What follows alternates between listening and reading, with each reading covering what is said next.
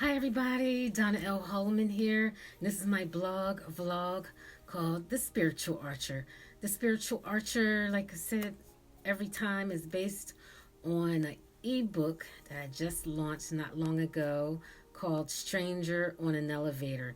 Stranger on an Elevator was a spiritual awakening experience that on a regular day, I went to work and got on the elevator. A stranger just happened to get on. A guy got on the elevator with me, and all of a sudden the elevators disappeared. Lights shined, the heaven opened up, and the love was so intense that I thought we were going to physically succumb to how strong it was. But we didn't, because something was there to ease our bodies to handle whatever it was. And I believe that the other person may have gone through it. I'm not sure. I know I went through it. And he was happened to be there, and somehow our connection was strong just right after that. So who knows? I might have just had this experience, this weird, strange experience by myself, and this guy was probably affected. He might have been affected by it.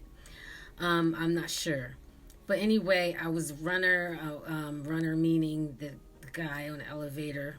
After we got off, later I found out it could be possibly a twin flame experience, because the connection was so super intense that I couldn't understand why this stranger on the elevator. Anyway, today I would really like to talk about unconditional love. I didn't really know prior to this experience on the elevator this day in 2012. It's been 8 years now. Wow, but it still affects me. It's definitely like a trauma. So that trauma is still affecting me to this day. But I think I'm growing and learning and getting wiser and moving into a positive dimension, so to speak, because I feel better. I feel really good most days, most every day, and it's getting better and better, so I can't complain. But how did I go through the part of unconditional love? And this is probably a great subject at the moment because people are home. I'm always in my closet, I guess. No, I'm not.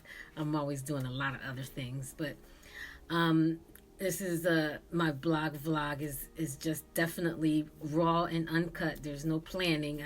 I need to start planning. I think I need to start writing down some subject lines. But anyway, unconditional love was one of the first things I've learned through the spiritual awakening process. And the unconditional love is surprisingly not, you can't really necessarily, how can I put it? It's not a physical thing. You can't really focus on, like, okay, you might have unconditional love for your child, for example. I mean, that's a great example of unconditional love. But I mean unconditional love where it takes a little bit of energy to bring it up in anyone else, a stranger, so to speak. The only way you can pretty much have a unconditional love relationship with a total stranger or any other person besides your probably immediate family is to learn how to unconditionally love yourself. And I really didn't quite get that. I mean, I knew unconditional love because I have 4 children, and I have unconditional love for my children. I have unconditional love, like, for my parents. No matter what they do, you always love them. But once I found the unconditional love within myself, for myself, it became universal. It's like everyone that come near me now, anyone that I meet, strangers, even people that probably don't deserve some. I mean, you would say don't deserve some unconditional love, but you find unconditional love in them. How do you find unconditional love, especially people you can't really or you want to just back away from. You know, you can still find unconditional love and back away. But I think how you resolve most of that is to find that, like I said, the unconditional love within yourself. And so how do you do that? Well, remember when I keep talking about the mole at the amusement park? The mole with the hammer, the head comes up and you try to punch it. The only way you can win is if you hit the mole, but it seems so challenging to do because it's a tricky thing. You have to focus, you have to kind of pay attention until that mole comes up, and then you see it, and then you can pound it, and you win the big, big stuffed elephant. Well, it's the same thing within. Like, the best way I could say to find the unconditional love is to find the most darkest parts of yourself that you would like to take the challenge. Take the challenge and go within it. Go inside that. It doesn't even necessarily have to be a deepest, darkest part. But at least find one. Something that is easy to do. Like, for me, it was cigarettes, because I didn't want to smoke cigarettes. I was like, oh man, I just don't want to smoke cigarettes anymore. I didn't want to, I so much didn't want to smoke cigarettes that the more I didn't want to smoke it, the more I smoked. So when I went through this spiritual awakening process, all this energy of emotions and feelings started coming up. And as they came up, I would have to kind of, like that mole, I have to focus on it, take my time until it comes up, and I was able to hit it with the proverbial spiritual hammer. But like the amusement park is not that easy to do.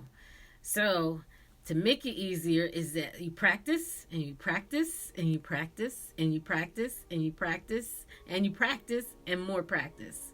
Mine took about 3 months, and I practiced just about every day as much as I could remember how to be aware of my actions towards smoking that cigarette or whatever that I chose to do.